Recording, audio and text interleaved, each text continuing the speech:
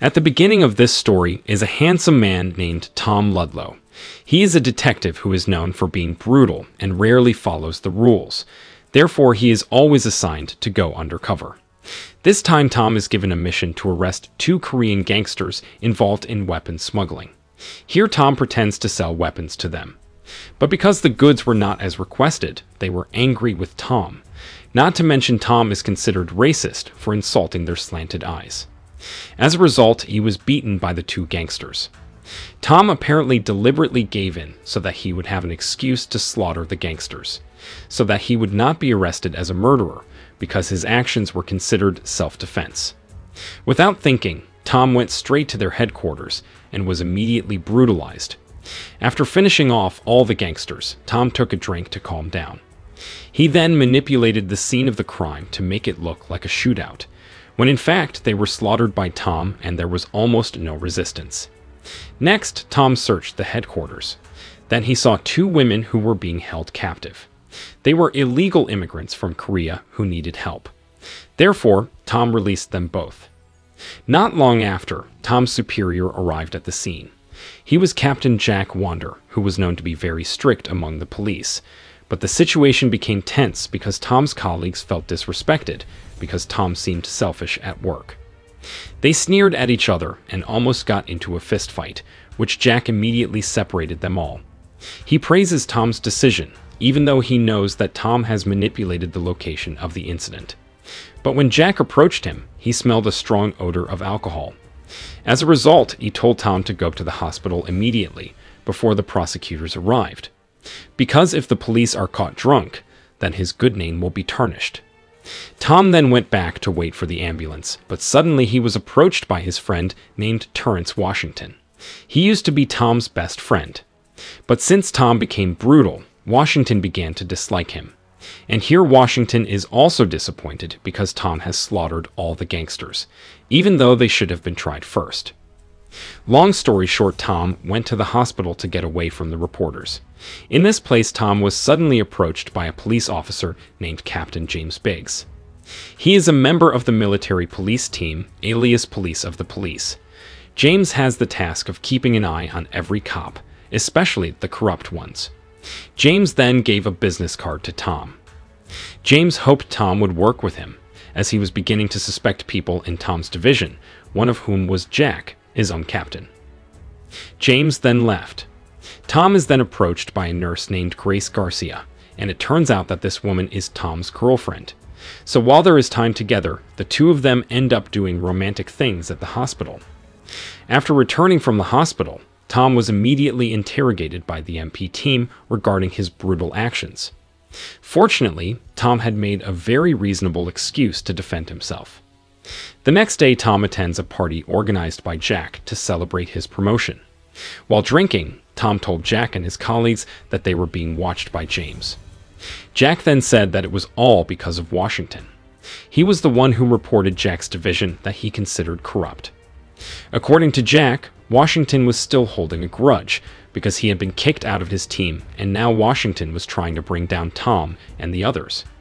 Hearing that, Tom really wanted to beat Washington, but he was held back by his colleagues. A few days later, Tom decided to stalk Washington. He wanted to teach him a lesson by beating him up. But when Tom followed Washington to a convenience store, he saw two masked and armed robbers. Suddenly, Tom abandoned his plan. He then changed his mind and wanted to help Washington, because no matter how much Tom hated him, he still considered him a friend. Washington initially thought that Tom wanted to attack him. Therefore, the two of them had a scuffle. But after the robbers entered, they immediately hid behind a shelf, while the two robbers fired their guns in all directions. Here Tom tried to attack the gangsters, but his shot missed and hit Washington's shoulder, and unfortunately, Washington was killed by them. The police who heard the incident immediately came to the convenience store. Here Tom began to panic, because the CCTV video had recorded his struggle with Washington. If the footage was seen by James or the prosecutor, Tom would become the prime suspect. Jack was not going to let his members get caught. Therefore, he told Tom to get rid of the CCTV footage.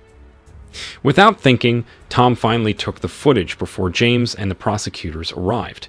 Since the incident, Jack was forced to transfer Tom to another division, the Complaints Division. Every day, Tom has to deal with people who complain to the police, starting from the norm to the absurd. One day, James came to see Tom. He wanted to talk about Washington's unnatural death.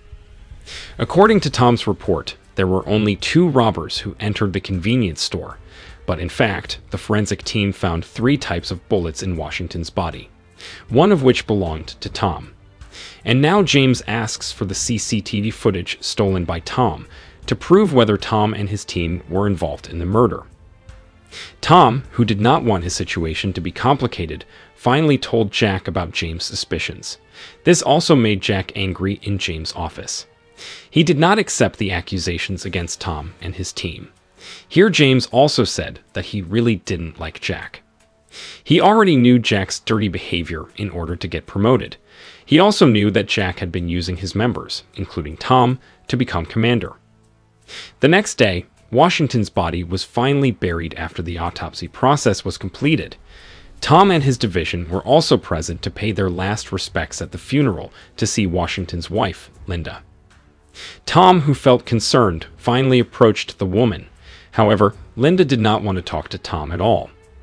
After returning from the funeral, Tom then meets Detective Paul Diskant, who is now handling Washington's case.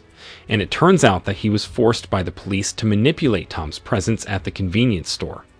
And this also made him upset, because he had to clear Tom's good name. Then Tom wants to participate in the investigation, but Paul forbids it. Moreover, this case has already obtained the names of the suspects, namely Fremont and Coates. Tom then told his colleagues to arrest the 2 gangsters. However, they did not want to interfere, especially Jack's assistant sergeant Mike Clady. Tom was finally desperate to meet Jack at his house to talk about Fremont and Coates. Tom then said that he wanted to finish off the 2 of them who had killed Washington. Even though they had a fight, Washington was still considered a friend. But unfortunately, Jack didn't allow Tom, because the risk is too great if caught by James. The next day, Paul invited Tom to talk one-on-one. Here he said that Washington was playing dirty secretly. He had a drug business and worked with Fremont and Coates, but in the end their opportunity was violated, so Washington was killed. Paul also admitted that he had been threatened by James to expose Tom's rottenness as well, but since Tom already knew, he chose to cooperate with him. That night, Tom and Paul investigated the case together. The first thing they did was track down Fremont and Coates' last location. There was a gangster named Quicks who suddenly ran away. Suspicious, Tom and Paul chased him. Fortunately, Tom could to knock Quicks down so that his body was attached to the barbed wire. This was also used by Tom to torture him. In pain, Quicks finally told the person who knew Fremont and Coates, namely Grill. Without thinking, Tom and Paul immediately went to Grill's house, and there Tom immediately showed a gun and tortured him mercilessly. Tom looks so brutal that it scares Grill. Even Paul was surprised why his partner acted that sadistically. Tom then threatened to put Grill in prison if he didn't want to divulge the location of Fremont and Coates. After that, Tom took Grill to prison for a while. Later, he will release the gangster when he finds out the location of Fremont and Coates. The next day, Tom went back to see Linda. This time, he promised to catch the culprit immediately. But before that, he wanted to ask about some money owned by Washington. According to the police, the money was illicit. But Linda didn't believe it because the money was the proceeds from the sale of her house. Linda also said that Washington was deliberately framed to cover up the rottenness of the corrupt police. Moreover, he is quite close to James. When Tom returned to the office, Clady suddenly approached him and gave him evidence from the Washington murder case. The evidence in question was Tom's bullet that had stuck in Washington's body. Clady also said that Tom would no longer be suspected. Not long after Tom got a call from Grill, the gangster then told a name, mainly Winston, a gangster who knew the location of Fremont and Coates. Without wasting time, Tom took Paul to meet Winston the Scribble. After meeting Winston, Tom and Paul were directed to a house where Fremont and Coates were hiding. Upon arrival, they again did not find them. But strangely, they saw many bloodstains and smelled a suspicious foul odor. And unexpectedly, Fremont and Coates turned out to be dead. They were buried in the yard in a very bad condition. Tom immediately suspected that the two gangsters were not the real killers. He was sure that the mastermind of all this was the person who killed the two of them too. In other words, someone had been using the identities of the two corpses to commit their crimes. Therefore, Tom wanted to ask Winston for help once again to find the person who used the identities of the two corpses. Later that evening, Paul called Tom and told him that Winston had found the two gangsters who might be Washington's real killers. Fremont and Coates had been used as scapegoats. But before going there, Tom decided to visit Linda and apologize for being rude to her husband. He then provided CCTV footage of the convenience store so that Linda would know what really happened. In addition, Tom promised to finish off Washington's killer soon. Here it is revealed that Tom feels the same way, because he has also lost his wife. After that, Tom immediately prepared to meet the gangsters, referred to by Winston. He also prepared weapons to be brutalized. At first he wanted to go alone, but Paul insisted on coming along. Tom finally allowed it, and before leaving, Tom was intercepted by James. James wanted to arrest Tom that night, but Tom said that he wanted to brutalize and finish off Washington's killer first. On the other hand, James also needed Tom's brutality to catch the gangsters. As a result, he let him go. Long story short, they met Fremont and Coates, who Winston meant, or in other words, the real Washington killers, or now we call them fake Fremont and fake Coates. There Tom, Paul, and Winston meet a man named Lashon, or fake Fremont, who invites them in. Without much thought, inside the house Tom immediately took out the drugs from his shirt pocket. He pretended that he wanted to help them in the sale of illicit goods. Then one of the criminals, let's call him fake Coates, took out the drugs in the plastic. He then said that they were very good. Lashon immediately confirmed that it was the same stuff that was in the convenience store the day they pulled up Washington. At this point, it turned out that fake Coates already knew who Tom was, and he also knew that Tom wanted to avenge Washington. Tom also asks if the two of them are not the real Fremont and Coates, then who exactly are they? Fake Coates replied that they were people who had planned bad things. Unexpectedly, they were both police officers, because Paul apparently just remembered seeing their faces in the police. Suddenly, they immediately attacked Tom and Paul. As a result of the shootout, Winston was killed and Paul was dying after being shot in the neck by fake Coates. Tom did not remain silent and immediately slaughtered the two corrupt cops. Unfortunately, Tom failed to save Paul, who was already bleeding out. He decided to visit Grace and treat the wounds on his body. But then Tom was surprised to see the television reporting the shootout, even though the incident had just happened.